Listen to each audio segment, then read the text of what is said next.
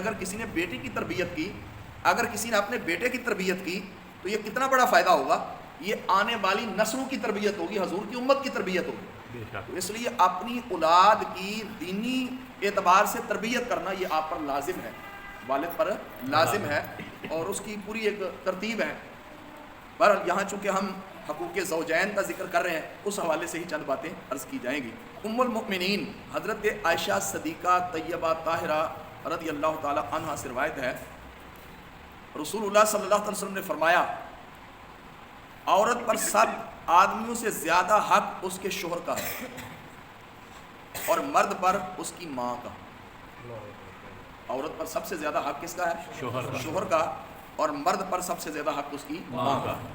اب دیکھ لیں کہ عورت کا سب سے پہلے حق کیا ہے کہ شوہر کی جو خدمت ہے، جو اس کا شرعی حکم ہے اس کے مطابق خدمت کرے، اور باپ کا یا والد کا یا بچے کا یہ حق ہے کہ وہ اپنی ماں کے ساتھ اچھا برتاؤ کرے۔ دوسری حدیث پاک میں نبی کریم علیہ السلام نے فرمایا، حضرت بریدہ رضی اللہ تعالی عنہم سے روایت ہے، نے فرمایا اگر میں کسی شخص کو کسی مخلوق کے لیے سجدہ کرنے کا حکم دیتا، یعنی سرکار نے یہ بیان فرمایا کہ اگر کسی مخلوق کو کے لیے سجدہ کرنے کا حکم دیتا تو عورت کو حکم دیتا کہ وہ اپنے شوہر کو سجدہ کرے۔ یعنی سجدہ کرنا، سجدہ تعظیمی جو ہے، اس کے بارے میں ضمناً بات آئی ہے، یہ بھی سن لیں۔ پہلی امتوں کے اندر سجدہ تعظیمی یعنی عزت یا تعظیم، کسی کی توقیر کے لیے جو سجدہ کیا جاتا ہے، پہلی امتوں میں یہ جائز تھا، لیکن نبی کریم رؤوف الرحیم صلی اللہ علیہ وسلم کی امت میں یہ ناجائز ہے، حرام ہے۔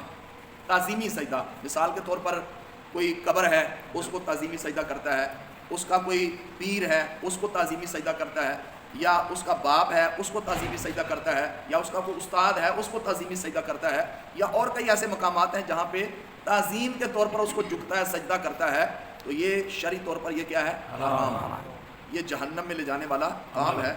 کئی جوہلا آپ نے دیکھے ہیں قبروں پر جا کر، مزارات پہ جا کے، یا اپنے پیروں کے سامنے ایسے وہ جھک کر جو ہے نا وہ سجدہ کر رہے ہوتے ہیں۔ اب اس کی وجہ سے کئی ایسے لوگ کہ جو موقع تلاش کرتے ہیں تو وہ پھر اس پہ قیل و قال کرتے ہیں، تشنیع کرتے ہیں، حالانکہ ایسا کرنا درست نہیں ہے، شریعت اس کی کوئی اجازت نہیں دیتی، نہ علماء حق اہل سنت و جماعت اس کی اجازت دیتے ہیں، نہ اولیاء کرام کی تعلیم ہے۔ سجدہ تو اللہ کی ذات کے لیے، تعظیمی سجدہ بھی پہلی امتوں کے لیے تھا، اور سرکار نے فرما دیا کہ اگر کسی کے لیے سجدہ تعظیمی کرنا حلال ہوتا تو میں سب سے پہلے عورت کو حکم دیتا کہ اپنے شوہر کو سجدہ کریں۔ تو جب اس کا حکم نہیں دیا تو اس سے کیا پتہ چلا؟ باقی کی کیا ہو گئی؟ نفی ہو گئی۔ یہ تھا سجدہ تعظیمی۔ ایک ہے سجدہ عبادت۔ وہ سجدہ عبادت اگر کسی کو عبادت سمجھ کر یا کسی کو معاذ اللہ اس کی عبادت کے طور پر سجدہ کیا جائے گا تو اس کو شرک کہتے ہیں۔ اس کو کیا کہتے ہیں؟ شرک کہتے ہیں۔ اور شرک وہ ظلم عظیم ہے کہ جس کی بخشش نہیں ہے جب تک اسے توبہ نہ کرے۔ اس لیے اللہ ہم سب کو سجدہ تعظیمی، یقیناً آپ اہل شعور ہیں، آپ سمجھتے ہیں کہ سجدہ کسی کے لیے جائز نہیں ہے، نہ قبر کے میں جا کے سجدہ کرنا ہے، نہ کسی پیر کو سجدہ کرنا ہے، نہ کسی بڑے کو سجدہ کرنا ہے۔ سجدہ کرنا صرف اللہ تعالیٰ کی ذات کے لیے ہے، تو اگر عبادت سمجھ کے کرے گا تو پھر وہ کافر ہو جائے گا، اور تعظیم کے لیے کرے گا تو وہ کرنا حرام ہے۔ ایک اور حدیث پاک نبی کریم رؤوف الرحیم صلی اللہ علیہ وسلم نے فرمایا، صحیحین کے اندر یہ حدیث ہے، یعنی بخاری مسلم کے اندر، صحیحین سے مراد جب لکھا ہو تو اسے مراد ہوتا ہے بخاری شریف اور مسلم شریف۔ یہ حدیث کی 2 کتابیں ہیں، اس کے علاوہ سیاستہ بھی کہا جاتا ہے، 6 کتابیں ہیں، یعنی احادیث کی 6 کتابیں ہیں جو زیادہ معروف ہیں، اور اس میں احادیث مبارکہ یعنی سرکار کے فرمودات جمع کیے گئے ہیں، لیکن ان 6 حدیثوں کتابوں میں سے 2 کتابیں بخاری شریف اور مسلم شریف یہ زیادہ اہمیت رکھتی ہیں، ان کی شرائط کے اعتبار سے وہ بڑی لمبی طویل ہے۔ بہرحال صحیح ہے، اگر کوئی لفظ آئے تو اس میں یوں سمجھو حدیث کے اندر اسے مراد بخاری شریف اور مسلم شریف ہوتی ہے۔ یہ بھی ایک اصطلاح تھی، اس لیے آپ کی خدمت میں عرض کی۔ تو کہتے ہیں بخاری شریف اور مسلم شریف کے اندر حضرت ابو ہریرہ رضی اللہ تعالیٰ سے مروی ہے، رسول اللہ صلی اللہ علیہ وسلم فرماتے ہیں، شوہر نے عورت کو بلایا، اس نے انکار کر دیا، اور غصہ میں اس نے رات گزاری تو صبح تک اس عورت پر فرشتے لعنت بھیجتے رہتے ہیں۔ اور دوسری روایت میں ہے کہ جب تک شوہر اس سے راضی نہ ہو اس عورت سے اللہ تعالیٰ ناراض رہتا ہے۔ آپ تصور کریں کہ وہ عورتیں کہ جو اپنے شوہر کا کہنا نہیں مانتی، اس کی خواہشات کو پورا نہیں کرتی، اس کی اطاعت و فرما برداری نہیں کرتی، ان پر کتنا اللہ کا عذاب ہے۔ اور کئی گھروں کے اندر یہ دیکھا ہے کہ عرصہ دراز تک جو ہے نا وہ عورتیں ایسی اکھڑ مزاج ہوتی ہیں وہ شوہر کی بات مانتی نہیں ہیں، اپنی وہ من مرضیاں کرتی ہیں، تو ہمیں یہ درس دینا چاہیے۔ بلکہ پچھلے جمعۃ المبارک میں سیدہ خدیجہ الکبریٰ کی شخصیت کے حوالے سے بات ہوئی نا، تو کئی نوجوانوں نے کہا یار بہت اچھا بیان ہوا ہے آج، کہ کم از کم خواتین کے حوالے سے، یعنی کہ ان کی تربیت، اور یقین جانے میں نمازی ہوں نا، میں قرآن پڑھنے والا ہوں، میں ساری عبادت کر کے جاؤں، گھر میں جا کر سسٹم خراب ہوا اور وہ بد مزاج سسٹم ہو، تو ہمیں کوئی روحانیت نہیں ملے گی۔ اور اگر ہم تھکے ماندے سارا دن کے گھر جائیں اور عورت اچھے طریقے سے استقبال کرے، خدمت کرنے والی ہو، تو سارے دن کی تھکاوٹ بندے کی اتر جاتی ہے۔ اس لیے یہ تربیت کرنا باپ پر بھی ہے، بھائی پر بھی ہے، اور شوہر پر بھی ہے۔ ایک اور حدیث پاک نبی کریم علیہ السلام نے فرمایا، جب عورت اپنے شوہر کو دنیا میں ایذا دیتی ہے، جو عورت اپنے شوہر کو دنیا میں تکلیف دیتی ہے، تو کیا ہوتا ہے؟ حور عین، یعنی حور عین کہتی ہیں خدا تجھے قتل کرے، اسے ایذا نہ دے، یہ تو تیرے پاس مہمان ہے، ان قریب تو اس سے جدا ہو کر ہمارے پاس آئے گا۔ سبحان اللہ۔ بشرطے وہ بندہ نیک ہو۔ نیک آدمی کو اگر اس کی عورت اکڑ مزاج ہے اور اس کو تکلیف دیتی ہے، تو فرمایا جنت کی حوریں اس کو کہتی ہیں کہ اس کو تکلیف نہ دے، یہ تو چند روز کا مہمان ہے، اس نے ہمارے پاس آنا ہے، ہم اس کی ازواج مطہرات ہیں، یعنی پاک بیوی ہیں، تو یہ نیکوکار کے لیے جنت میں انعام ہے۔ اگر دنیا کے اندر کوئی تکلیف عورت سے پہنچی ہے اور بندہ اس پہ صبر کرتا ہے، تو جنت میں اللہ تعالیٰ جب اس کا صلہ عطا فرمائے گا، اس کو دنیا کی ساری تکلیفیں بھول جائے گی۔ اس کا یہ مطلب نہیں ہے کہ عورت اپنی بیوی اپنے شوہر کو تکلیف دینا شروع کر دے تاکہ بندے کو یہ فضیلت ملے، یہ منع فرمایا گیا اس سے۔ ایک اور حدیث پاک نبی کریم رؤوف الرحیم صلی اللہ علیہ وسلم نے فرمایا، رسول اللہ صلی اللہ علیہ وسلم نے فرمایا کہ شوہر کا حق عورت پر یہ ہے کہ اپنے نفس کو اس سے نہ روکے، سوائے فرض کے کسی دن بغیر اس کی اجازت کے روزہ نہ رکھے، اگر ایسا کیا یعنی بغیر اجازت روزہ رکھ لیا تو گناہ گار ہوئی، اور بدون اجازت اس کا کوئی عمل مقبول نہیں، یعنی اس طرح اس کا کوئی عمل مقبول نہیں۔ اگر عورت نے کر لیا تو شوہر کو ثواب ہے، اور عورت پر گناہ اور بغیر اجازت اس کے گھر سے نہ جائے، اگر ایسا کیا تو جب تک توبہ نہ کرے اللہ اور فرشتے اس پر لعنت کرتے ہیں۔ عرض کی گئی اگرچہ شوہر ظالم ہو، فرمایا اگرچہ ظالم ہو، یعنی اس میں ہمیں اپنی بچیوں کی تربیت کرنی چاہیے کہ اگر شوہر زیادتی بھی تھوڑی بہت کرتا ہے، سختی بھی کرتا ہے، تو تم نے اس پر صبر کرنا ہے، اور اس صبر کے بدلے میں اللہ تعالیٰ جنت عطا فرمائے گا۔ یہ حقوق زوجین جب تک ہم نہیں سیکھیں گے، ہم اپنے گھر میں کیسے سکھائیں گے؟ کاش ایسا ماحول بن دے کہ والد اپنی بچی کی تربیت کرے، اور اس کا بہترین طریقہ یہ ہے کہ کسی دینی مدرسے میں بچیوں کو داخل کروائیں، یا کوئی ایسی معلمہ ہو کہ جو بچوں کی تربیت کرنے والی، اس کا ٹائم لے کر گھر میں اس کی تربیت، اپنے خاندان کی بچیوں کو اکٹھا کر کے، اگر کوئی معلمہ اچھی مل جاتی ہے، اگر آپ کی بچیوں کو جیسے بچوں کو قرآن پڑھاتے ہیں ایسے بچیوں کو بھی قرآن پڑھانا چاہیے۔ اور کتنا بڑا صدقہ جاری ہے، اگر بیٹی قرآن صحیح پڑھی ہوگی اور اس کی دینی تربیت کی ہوگی، تو میں سمجھتا ہوں اس گھر میں مدینہ ہو جائے، سبحان اللہ، برکتیں ہوگی۔ اگر ماں اگر پڑھی لکھی ہو نا، اس کی تربیت ہو، تو یقین جانے وہ سارے خاندان کو لے کے چلتی ہے۔ تو اپنی بچیوں کی تربیت کے حوالے سے سکول کالج کا ایسا ماحول نہیں ہے، جیسے ہم کہتے ہیں نا بس سکول میں داخل کروا دو، آج کل تباہی مچ گئی ہے، اور یقین جانے شاید 70% کوئی ایسے لوگ ہوں گے کہ جو اپنے بچیوں کے معاملے میں پریشان ہیں۔ دیہاتوں میں کچھ اور ماحول ہوتا ہے، شہروں میں آپ چلے جائیں، جو کالج یونیورسٹی کے اندر پڑھنے والے بچی ہیں نا، ان کا مائنڈ اوپن ہو جاتا ہے، وہ اپنے باپ کی متحد نہیں آتی، وہ انہوں نے ایسا پڑھا ہی ایسا ہوتا ہے نا، ان کی تربیت ہی ایسی ہوتی ہے، تو وہ پھر اپنی مرضی سے نکاح کرے گی، اپنی مرضی سے معاملات کرے گی، اور کئی ایسے شریف و نفس والد ہیں، خاندان والے ہیں، اس کی ناک کٹوا دیتی ہے۔ تو یہ باپ بعد میں روتا ہے، اس کو رونا اپنی عقل پہ چاہیے۔ بھائی اس کو پہلے سوچنا چاہیے تھا کہ جس ماحول کس کلچر کے اندر میں اپنی بیٹی کو بھیج رہا ہوں، کیا اس میں شرعی پردہ ہے، اور اس میں کیا ہوتا ہے کہ جناب مخلوط سسٹم ہوتا ہے نا۔ آپ جیسے دیکھیں کالجز بہت شاید کوئی اکا دکا یونیورسٹی ایسی ہوگی جس میں صرف وہ مین یعنی فیمیل سسٹم ہوگا کہ پڑھانے والی پڑھنے والے ساری ہی یعنی کہ وہ فیمیل ہوں، ورنہ عام طور پر آپ جتنے بھی ہمارے یہ ڈسکا سے لے کے پسور سے ڈسکا جتنے کالج دیکھ لیں مخلوط سسٹم ہوتا ہے۔ تو مجھے بتائیں دائرہ ایک بچی جوان ہے بالغ ہے، اس کے سامنے ایک ٹیچر کھڑا ہو کے پڑھائے گا تو کیا کیا اس کی حرکات ہوں گی، کیا کیا اس کے معاملات ہوں گے، بلکہ مخلوط سسٹم کالج یونیورسٹی کے اندر رکھا جاتا ہے کہ داخلے کم آتے اگر نہ رکھیں گے، اور نوجوانوں کی خواہش یہ ہوتی ہے، بچیاں بھی ایسے ہیں، اس لیے بڑا ہمارا معاشرہ لٹ گیا ہے، مسلمان کی تربیت یقین جانے خراب ہو گئی ہے کہ جو ہمارے گھروں کے اندر ہماری بچیوں کی تربیت ہونی چاہیے تھی، ہم بنیاد اس کی خراب کر دیتے ہیں۔ اور الحمدللہ ایسے ابھی بھی جامعات ہیں جہاں پہ بچیوں کی دینی تربیت کی جاتی ہے. یہ پہلے آپ کو اچھے طریقے سے چھان پٹک کر لینی چاہیے کہ بھائی واقعی یہاں پہ تربیت بھی ہوتی ہے, کوئی قاری صاحب تو نہیں پڑھانے والے, کوئی میل تو نہیں پڑھانے والے, یعنی اس میں فیمیل سارا سسٹم ہو اور اس میں پردے کے سارے معاملات ہوں. تو میں سمجھتا ہوں اپنی بچیوں کو دین سکھانا چاہیے.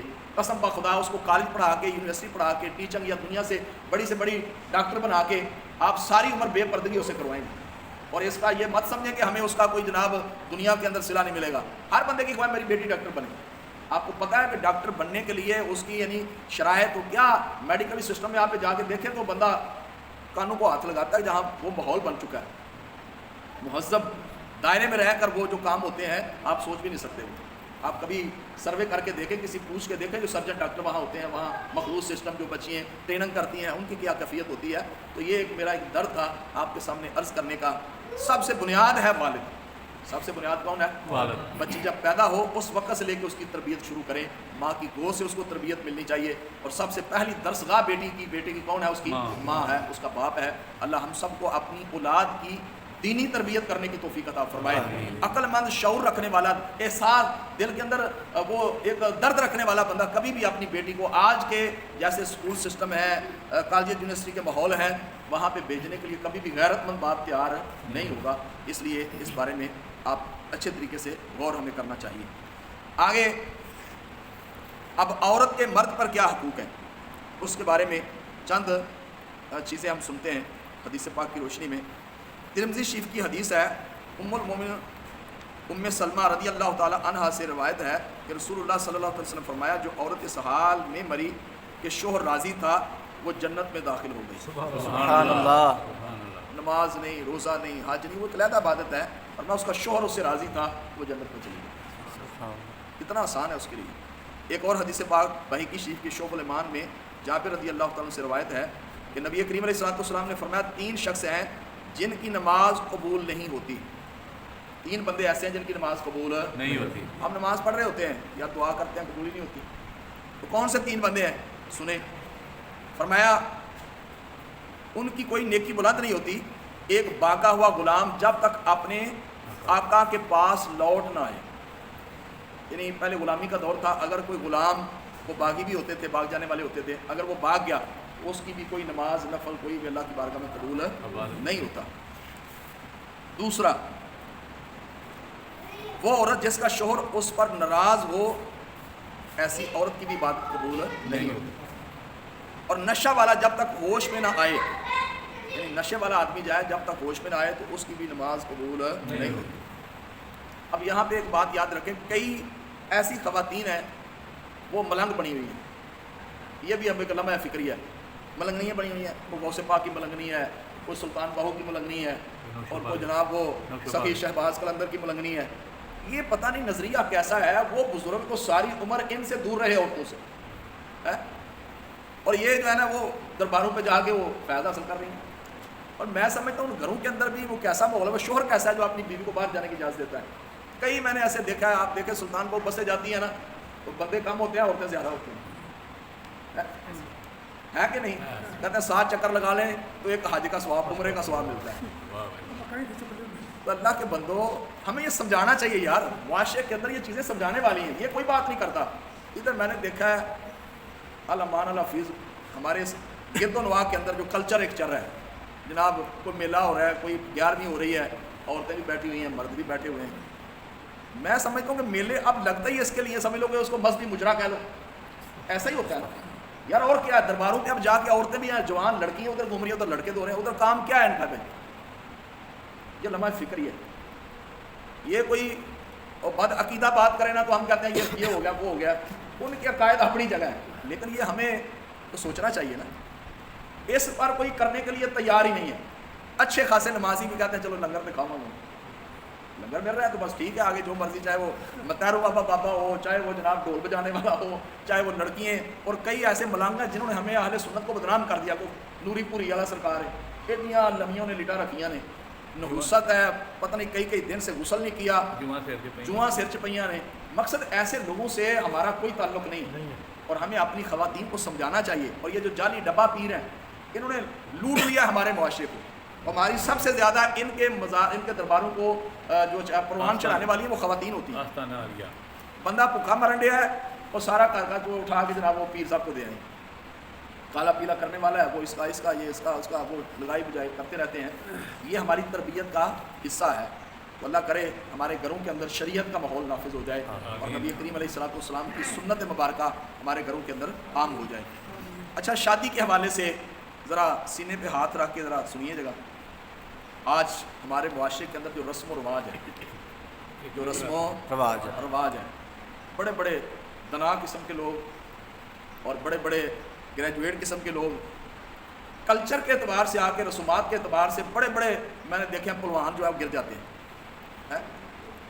آپ دیکھو شادی کے موقع پر جو رسم و رواج ہے، آپ اس کو اسلامی کلچر کے ساتھ اٹیچ کر کے دیکھیں تو آپ کو نکاح کے علاوہ، نکاح کرنا ایک سنت ہے، اس نکاح کے علاوہ منگنی سے لے کر انگیجمنٹ سے لے کر اس کی شادی تک، تزویج تک، جو ہمارا ایک طوفان بدتمیزی ہوتا ہے، آپ اگر اس کو شریعت کی سکرین کے اندر ڈالیں گے نا تو آپ کو کہیں کفریہ کلمات ملیں گے، کہیں آپ کو گناہ کبیرہ ملیں گے، کہیں بدنگاہی۔ یہ بدنگاہی تو عام ہے، سب سے بنیادی چیز یہ ہے ہمارے معاشرے کو برباد کرنے کے اندر اس میں شوہروں کا بھی ہاتھ ہے اور خواتین کا ہاتھ ہے۔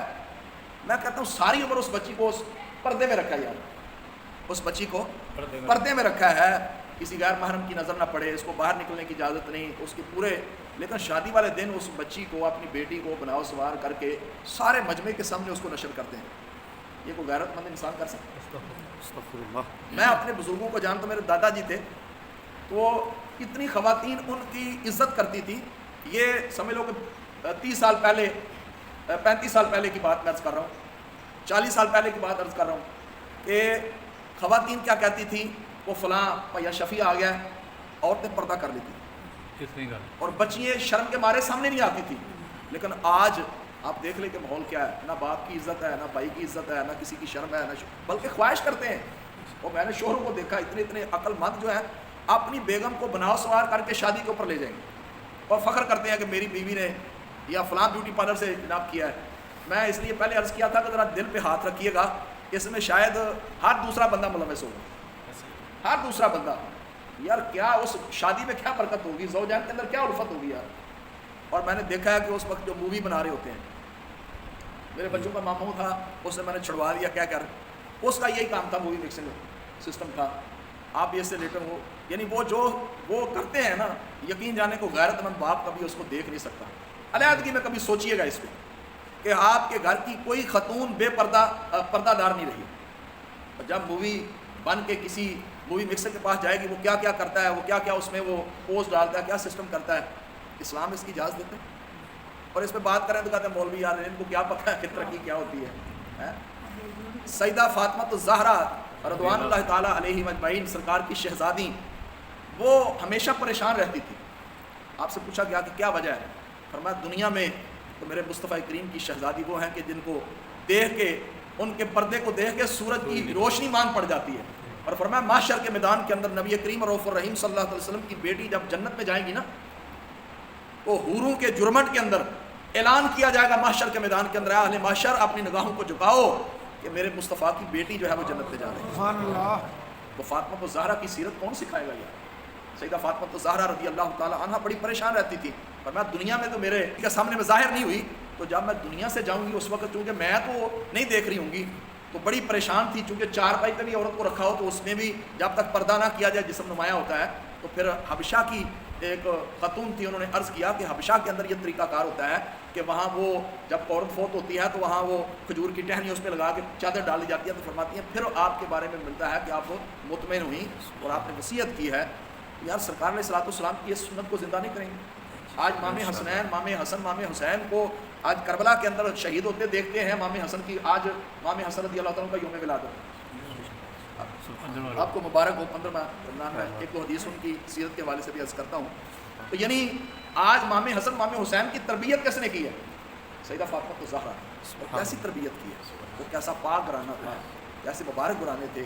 اگر ہم چاہتے ہیں حضور کے سچے عاشق بن جائیں تو پھر میرے کریم آقا علیہ الصلوۃ والسلام کی جو سیرت صورت ہے، جو سرکار کی تربیت اپنی بیٹی کے بارے میں جو ہمیں سیدہ فاطمہ الزہرا رضوان اللہ تعالیٰ اجمعین، سیدہ عائشہ صدیقہ سرکار کے ازواج پاک، یہاں تک ایک دفعہ نا سرکار کی زوجہ محترمہ تو تشریف فرما تھی، تو ایک نبینہ صحابی ہے، ایک نبینہ صاحب، کئی بندوں کا یہ ذہن ہوتا ہے نا کہ دل کا پردہ ہے، اس طرح کے بندے بھی بڑے ہیں، اور پردہ تو دل کا ہوتا ہے یار، نماز بھی دل دی، وہ تو ایک اور بات ہے نا، وہ دل کا پردہ ہونا چاہیے جی، آنکھوں کا کیا پردہ ہے؟ تو سرکار علیہ الصلوۃ والسلام کی بارگاہ میں ایک نبینہ صحابی آئے، عبداللہ بن ام مکتوم، وہ حاضر ہوئے، تو سرکار کی ازواج پاک بیٹھی ہوئی تھی، تو سرکار علیہ الصلوۃ والسلام نے ان کو پردے کا حکم دیا۔ سرکار کی ازواج پاک جو امت کی روحانی مائیں ہیں، ان کو پردے کا حکم دیا۔ عرض کرنے کی یا رسول اللہ یہ تو نبینہ ہے، انہوں نے ہمیں کہاں دیکھنا ہے؟ تو سرکار علیہ الصلوۃ والسلام نے فرمایا یہ تو نبینہ ہے، تم تو نبینہ نہیں ہونا۔ آپ دیکھیں کہ نبینہ صحابی ہیں، فرمایا تم تو نبینی نہیں ہو نا، یہ امت کو تعلیم دینی تھی، وہاں تو تصور بھی نہیں کیا جا سکتا نا، وہ سرکار نے امت کو تعلیم دینی تھی کہ دل کا پردہ کوئی نہیں ہوتا، پہلے نگاہیں جھکتی ہیں، اور یہ نگاہ سب سے پہلے زنا کرتی ہے، سب سے پہلے زنا کیا کرتی ہے؟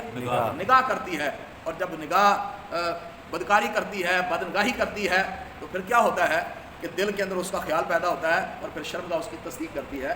تو اس ٹائم پہ اگر نگاہوں پہ اگر ہماری جھک جائے نا، تو یقین جانیں یہ کئی سالوں کی عبادت سے بڑے بڑے صوفی، بڑے بڑے مولوی، بڑے بڑے مفتی، سارے پردے کے اندر ہمیں 100% شرعی پردے کا نظام اپنے گھروں کے اندر نافذ کرنا چاہیے، اور رسومات کے اندر سب سے پہلے بے پردگی ہے، اور یہ سارا کلچر ہندوؤں سے آیا ہے، کیونکہ ہندوستان بننے سے پہلے برصغیر اکٹھے رہتے تھے، اب وہ کلچر چڑھا رہا ہے۔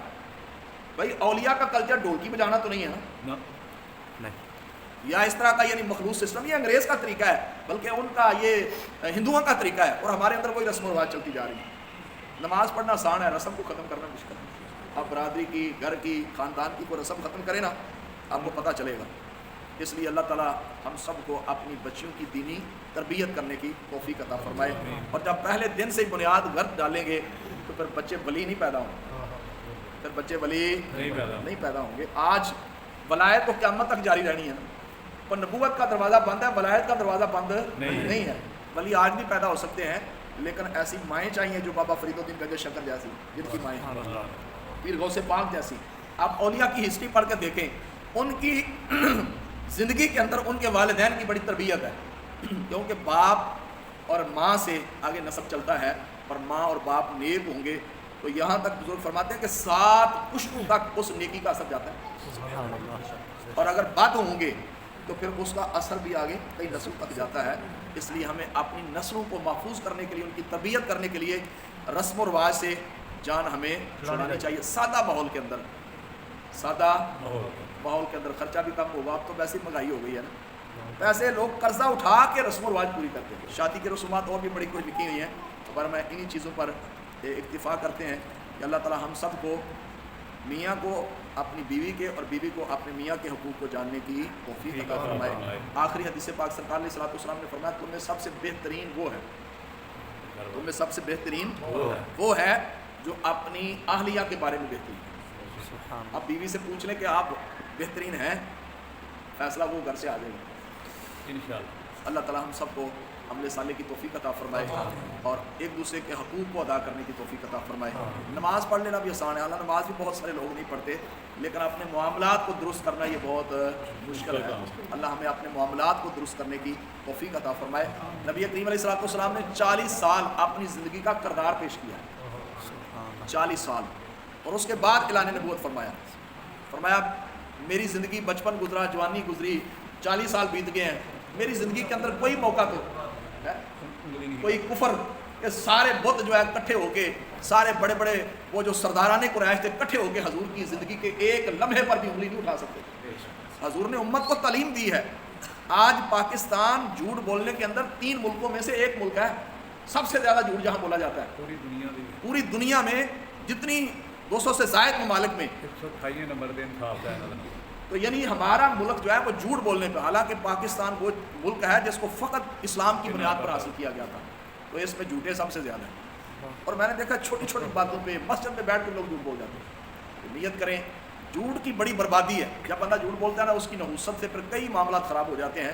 اللہ تعالیٰ اپنی رحمت کا صدقہ ہمیں جھوٹ سے بھی نجات عطا فرمائے۔ سیدہ شباب اہل جنہ امام حسن امام حسین، امام حسن سرکار کے بڑے نواسے تھے اور امام حسین سرکار کے چھوٹے، یعنی دونوں بھائی تھے۔ امام حسن رضی اللہ تعالیٰ پیدا ہوئے تو سیدہ فاطمہ نے سرکار کی بارگاہ میں پیش کیا. نبی کریم علیہ السلام نے امام حسن کے کان میں اذان پڑھی. سبحان اللہ. کیسے مقام والے، کتنی پیاری ہستی ہیں کہ جن کی کان کے اندر مصطفیٰ کریم نے اذان پڑھی ہوگی اور پھر سرکار نے اپنا لعاب دہن یعنی اپنا لعاب دہن چٹایا. امام حسن کا کتنا مقام ہے. پھر اللہ تعالیٰ نے ان دونوں حسن اور حسنین کو جو شرف عطا کیا تھا نا، امام حسن رضی اللہ تعالیٰ عنہ بڑے بھائی تھے، تو سر سے لے کر ناف تک یا سینے تک سرکار علیہ السلام کے یہ مشابہ تھے. یعنی سرکار کے چہرے کو دیکھ کر یعنی امام حسن کے چہرے کو دیکھ کے سرکار کے چہرے کی یاد آ جاتی تھی. کما حق ہو سرکار کی مماثلت نہیں ہو سکتی، لیکن تشبیہ مصطفیٰ تھے، ان کو دیکھ کے سرکار کی یاد آ جاتی تھی. اور ناف سے لے کر یا سینے سے لے کر پاؤں کے ناخنوں تک امام حسین سرکار کے مشابہ تھے. سبحان اللہ. دونوں ہستیاں ملتی تھیں تو شکل مصطفیٰ بن جاتی. سبحان اللہ. وہ حسن مجتبیٰ سید الاسخیاء، اعلیٰ حضرت نے کیا شان لکھی ہے، وہ حسن مجتبیٰ سید الاسخیاء راکب دوش عزت پہ لاکھوں سلام. سبحان اللہ. میں وہ امام حسن وہ ہے جو اسخیاء سخیوں کے سردار ہیں. اب بہت زیادہ سخاوت فرمایا کرتے تھے، بہت زیادہ لوگوں میں رزق تقسیم فرمایا کرتے تھے. اور فرمایا وہ امام حسن ہے کہ جو راکب دوش عزت پہ لاکھوں سلام. کیا مطلب ہے؟ عزت سے مراد سرکار کی ذات ہے. فرمایا یہ امام حسن وہ ہیں جو سرکار کی پشت مبارک پہ سوار ہویا کیا کرتے تھے، جن کے لیے سرکار اپنے سجدہ کو لمبا کر دیا کرتے تھے. وہ امام حسن اور حسین جن کے بارے میں سرکار نے فرمایا الحسن والحسین سیدہ شباب اہل جنہ کا مقال. فرمایا یہ میرے دونوں شہزادے جنتی نوجوانوں کے سردار ہیں. جب سرکار کی بارگاہ میں امام حسن امام حسین آتے، سرکار ان کو سونگتے چومتے. فرمایا یہ میرے جنت کے پھول ہیں. فرمایا ان سے مجھے جنت کی خوشبو آتی ہے. سبحان اللہ. جنت کی خوشبو آتی ہے. اور حضرت امیر معاویہ صحابہ سرکار کے شہزادوں کا کتنا ادب کرتے تھے. آج کل تو کئی بدبخت وہ سیدنا امیر معاویہ کی شان میں بھی گستاخی کرتے ہیں.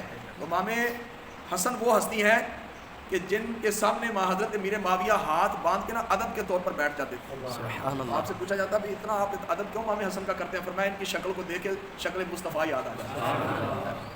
بیٹے نے کوئی جرم کیا تو باپ پر تو نہیں نہ جائے گا. یہ تو صحابہ کی سرکار کے شہزادوں کے ساتھ محبت تھی. اور سرکار علیہ السلام نے فرمایا جو میرے حسن اور حسین سے محبت کرتا ہے وہ مجھ سے محبت کرتا ہے، اور جس نے حضور سے محبت کی وہ کیا جائے گا؟ جنت میں جائے گا. امام حسن سے پیار ہے. ہاتھ اٹھا کے ہمیں امام حسن سے پیار ہے، انشاءاللہ اپنا بیڑا پار ہے. ہمیں امام حسین سے پیار ہے، انشاءاللہ ہمارا بیڑا پار ہے. تن پک سے پاک سے ہمیں پیار ہے. اللہ ہم سب کو امام حسن امام حسین کی بھی سچی محبت عطا فرمائے. آپ کے صالح ثواب کے لیے 1 مرتبہ الحمد شریف اور 3 مرتبہ کل شریف آپ کوشش فرمائے اپنے گھر کے اندر بھی. آج افطاری کے ٹائم اگر زیادہ اہتمام نہیں کر سکتے، جو آپ نے افطاری بنائی ہے اسی افطاری کو سامنے رکھ کے آپ گھر والے بیٹھ کر امام حسن کی بارگاہ میں یہ درود پاک پڑھ کے سورہ فاتحہ سورہ اخلاص کی تلاوت کر کے تو ان کی روح کو اصالِ ثواب کریں گے. انشاءاللہ العزیز ہمارا ان کے بارگاہ میں ہدیہ پیش ہو جائے گا. اور وہ حسنین کریمین پاک گرانا ہے، سخی گرانا ہے، وہ اپنے کرم سے ہمیں نوازیں گے. اللہ ہم سب کو ان کے لیے صالح ثواب کرنے کی بھی توفیق عطا فرمائے. آمین بجائے نبی امین صلی اللہ تعالی علیہ وآلہ وسلم.